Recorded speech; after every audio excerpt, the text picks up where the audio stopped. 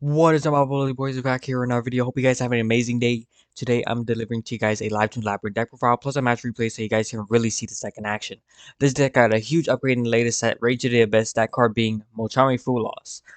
Fool Loss deck gives this deck a massive boost in consistency and going second power level, being able to draw into cards like areas to set things from your hand, like the Runic Cannon or Dogmatic Punishment, or cards like Evenly Matched to wipe your opponent's whole board. With this inclusion of this, I think it's safe to say that this may be one of the best variants of Lifetime of all time, especially to play this format. And now, before we get started, I have a real quick announcement.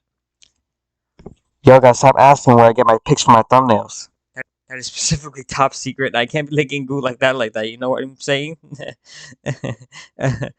Anyways, before we get started, don't forget to like and subscribe because we are almost at 500 subscribers, and that is our subscriber growth. So I greatly appreciate it if you did so. And if you want to join the Discord, link in the description.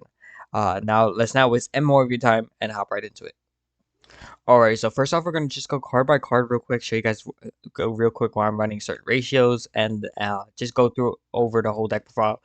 Just so you know, this is not a real side deck. Like, I was just putting it together real quick. This is not like my for real serious side deck that I'm not really too sure about 100%, but this is like something you could go off of. So, of course, Ash to beat the Full Ross cards, called by also. You can also have Eradicator to beat any trap decks or spell decks like Runic. You also have D-Barrier for Tenpai. You have Lord Heavenly Prison to protect your back row. And you can also do the Runic cards too if you can fit in a Hugin into the extra deck. And then you also have Forbidden Droplet, of course, because the live twins are especially good at using this in combination with themselves, right? So let's go ahead and go start with main deck, right? So we were running a 42 card deck. Just the reason being, like, you don't want to draw certain cards necessarily. Like, you don't want to draw the Ariana, you don't want to draw a Lady, you don't want to draw Lovely, and it's cards that you just really just cards that you really just can't cut, to be honest. And plus, the deck is pretty consistent as it is, so that doesn't really matter, to be honest. So it's for starters, we're running 3 Lila. Of course, to get to our Keysco Frost can draw into things like the furniture. So you could draw into areas. You could draw into add some follow up like Labyrinth, Product Prosperity, a bunch of stuff that you could draw into, and it's just free extra draw. Like, why would you not take the free extra draw? You know what I mean? And then after that, one key skill, of course, for another name. You could maybe cut this for maybe like another Frost, but I just think I wanted it for another starter, so that's why I'm running one. But I seen very few people run like just no key skill, just run the 2 Frost, but I just really don't think that is really necessary. I just think you at least need one key skill, that way you can be extra starter. Yeah. So then, of course, 1 Frost, and then we have 3 Sunny Snitch. You usually grab the Frost off of this if your little like gets negated. Of course, it's another starter that also works as a time card. I still forget about the life point gain to this day. And then after, of course, you have 1 secret password, right? That searches off your Sunny Snitch. Even if you get drolled here, it doesn't really matter because you still have your Labyrinth cards that do not lose to draw whatsoever, right? Alright, for now, for the Labyrinth stuff, 1 Ariana, because that is not our main normal summon. Our main normal summon is Lila. I mean, yeah, Lila technically, but mostly our live twin stuff. So Ariana, we don't want to have 2 normal summons in the hand, so that's why I'm only running 1 Ariana, so we can summon it off in the deck of off of Welcome Labyrinth, right? And then, of course, you have 1 Lady, 1 Lovely. That I think you only need 1 of each, unless you want to run like a second Lady. But overall, I just think you really need 1 of each, and you could really use 1 of each. Like, you have Labyrinth summon them back anyways. If they're in your graveyard, you have Big Welcome summon from grave. You have a bunch of stuff that you could just really just keep on getting them out if they get sent to grave. So honestly, I just think you need 1 of each, and that is it, right? You need space for extra traps and stuff like that, right? 2 areas. I really wanted to fit 3, but to be honest, I really couldn't figure out what I could cut for a third one because I didn't want to go over 42. My bad. 42 because I've also run into furniture cards. Like, there's so many cards that I really can't cut. It's like it's really hard for me to actually decide what I could cut for third areas. So I just left that at 2 for now. I mean, I may cut like a Stovey Tori for an Arius, but both the furnitures are really good. I kind of favor the furnitures a little bit because Arius requires your opponent to activate a response, so it requires your opponent to ash or bell one of your welcomes. Meanwhile, the Sovitorbi requires you something for you to do something, right? So it requires you to actually like it's actually a little bit more of a better setup than the Arius because it requires your opponent to do something. So as long as they don't respond to any of your trap effects, um, you can't really summon this back. And then after that, at least over Torby, it requires you to do something, so you can have easier setup for that, right? And then speaking of furnitures, we also have two Story Toby and one Chandelier. And after that, we have one Coup Clock. All right, let me run down these ratios real quick. Reason I'm not running a huge furniture package is I think it just really puts you at a disadvantage if you're running too many furnitures. So I think like a very small package of furnitures is just fine. To keep the deck at its consistency, because remember you're still getting extra draw off of the lives and stuff, so it's not this is basically a 6 card hand basically. So you shouldn't be really worrying about that. I just really wanted to optimize on the more powerful cards instead of the furnitures, right? And then after that, because of course, like if you discarding constantly cards and plus discards, it's just set a trap. Like, and then after that, you activate like something like Big Welcome. They set off a Stovey Torby, and it gets like negated by Big Welcome. Like you're not really getting much from that, right? So you're not getting a whole lot of value because you just lost a bunch of card advantage basically. And yeah, so very unfortunate. So that's why I'm not running a huge package of furnitures, right? And it basically just does the Arius thing, but just sets from deck instead of sets from hand. You know what I mean? So yeah, the only real good furniture is Kuklok, which I think is debatable to running it more. But remember, Arius kind of does the same thing, so that's why I'm running two Arius, one Kuklok. But yeah, Kuklok you could constantly recycle this depending if you're running the furniture. So that's why I'm running furnitures in order to actually run the Kuklok, right? Uh, reason I'm running more Sobi Torby than Chandelier because it actually summons itself, and meanwhile Chandelier just adds itself to hand, right? And you Sobi Torby you could use this for synchro material for Chaos Angel, or you can use it as a linked material to summon McCraker. You can summon it as a body just to use for a bunch of stuff. It's insane, right? You know, Chandelier doesn't have that much options, you know. Yeah. Next, you have Welcome Labrynth, two Welcome Labrynth. I think that's really all you need, and three Big Welcome. Big Welcome is insane because it requires you to make a monster leave the field by trap effect, so that triggers all your what's it called, your furnitures. It triggers your Ariana. It triggers your Lovely, and I okay. You know what? Okay, hold up 1 second. All right, we are back. So, like as I was saying, it also triggers your Lady Labyrinth to set something from deck. So it's just why not this the better trap anyways. And welcome. Remember, it could set itself in the graveyard, and this one bounces a card when it's in the graveyard, right? And after that, you also have one Labyrinth is actually insane in this deck specifically because it summons any fiend from grave, right?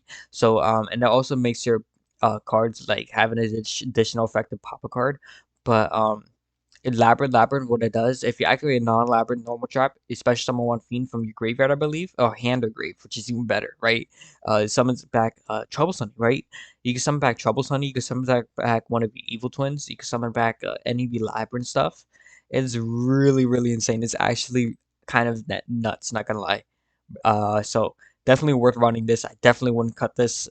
This is really has really big potential, especially like for the grind game and stuff. You need someone back some of your powerful bodies like Trouble Sunny to OTK, right? So yeah, that's the reason behind Labyrinth. And after that, for our going second card, basically Full Loss. Full Loss is insane.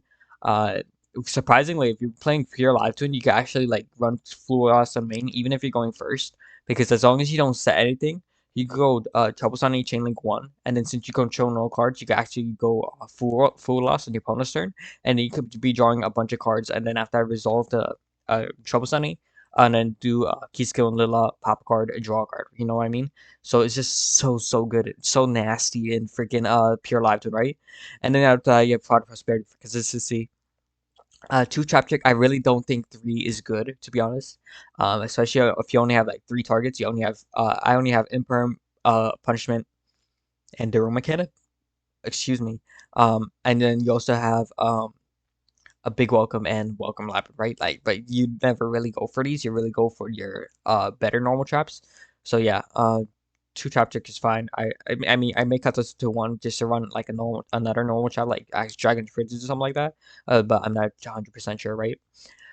Next you have three Daruma Cannon, the best card in the deck. Literally, it's so good in this deck, especially if you with Trouble Sunny, because Trouble Sunny can completely avoid this, you know. And then after that, you have two Dogmatic Punishment. Dogmatic Punishment is insane, and then two Evenly Match. This is basically for two for your trap trick and then like for going second as well. And then it's good for combination with transaction rollback as well, right? So that's when we're running in the main as well to infinite impermanence. So you can, as you can see right now, we have seven going second cards for purely going second by themselves. But you could also, in combination with other cards, you have areas for going second. You have the furnitures for going second. It's honestly really good, to be honest. This deck is not that bad going second, right? And then of course you have one Ice Dragon's Prison. You usually set this off the Lovely because you're not running two, so you can't really get it off a trap trick. But Ice Dragon's Prison is just still really good card this format. Especially against like Yubel and stuff like that and Tenpai. Unless they go shift on you, then then that doesn't do anything. But yeah, then you have two transaction rollback. And yeah, that is pretty much it for the main deck. Transaction rollback, I literally love this card for this deck. It's just like this one of my favorite cards for just to play this deck. That's the only reason I really play this deck. Is transaction for rollback is such a cool card. So yeah. Next we're gonna go to the extra deck real quick. So two Evil Twin Kisko, two Lila, just Case Bistio, DD Crow, you know, all that good stuff. Two Trouble Sunny. I was thinking about running uh just one Trouble Sunny and then maybe cutting one for a Nightmare Griffin, but I'm not 100% sure yet. Next you also have one SP Little Knight, one Muckraker, one Abomination. Because usually you're locked into Fiend, so you can't really run something like Access Code Talkers. That's from running Abomination. You have Typhon, you have Garura, you have Entis for your Dogmatica targets, of course, and then you have also Malong, and you have Bucephalus, and of course you also have a Chaos Angel. Now, something that I didn't really have space for, but something if you do want to run it, like let's say if you're not running Punishment, you can run the Unchained package. So the Unchained package is being Yama, Rage with Shavara, and maybe one of these traps here, the Abominable or Unchained. Escape, I mean, depending on which one you want to go for. Then you can also run the Anguish with the Abomination just to break your opponent's board because these work. This engine works really good in pair with the Evil Twins because these give you a level two bodies. I mean two Fiend bodies. So this easily goes into the Unchained engine. The Unchained engine is super powerful in this deck, especially if you're able to set cards and stuff like that. Be able to pop them, some of the Unchained stuff, and after that linking to Yama, getting all these really powerful cards, right? So yeah, that is it for the deck profile. Now let's go on to the match replay. Alrighty, so we are in the match replay. This is a little bit now. The deck I'm playing right now is a little bit of a different list than what I'm using right now. But I definitely think the one I'm using right now is a little bit better. We are going against the boss, which is 830 out of 3252. So a very big skill gap. Now I was only able to play 1/3 of this match because a school, and so I had to stop after the first game because I needed to go to school, unfortunately. But yeah, I'm just gonna show you guys the first game and just show you guys really just the overall potential of this deck, right? So yeah, so we're gonna go ahead and go standby main phase. We get to go first, so we're gonna go ahead normal summon Lila, activates effect is gonna summon out Kisko, right? We're gonna go ahead full live tune combo. We're gonna go the evil twin Kisko. Kisko effect, summon back Lila. And then after that, we're gonna go Lila effect, summon back Kisko. And then Kisko's gonna draw a card. Then he's gonna draw us here, which is not that bad at all, to be honest. And then after that, we're gonna go for Trouble Sunny. And then after that, we're gonna go Silvery Torby, discard transaction rollback, and then setting the welcome, right? So even if they negate the welcome, you still have transaction rollback to activate anyways. Then after that, we could go for a big welcome labyrinth. After we do this, we set the room mechanic and pass turn, right? So we go ahead and he draws a card, draws into an Ash. He goes Ash on the big welcome because why not? So we're gonna go for a sorry. I thought that was I swear I thought that was the welcome.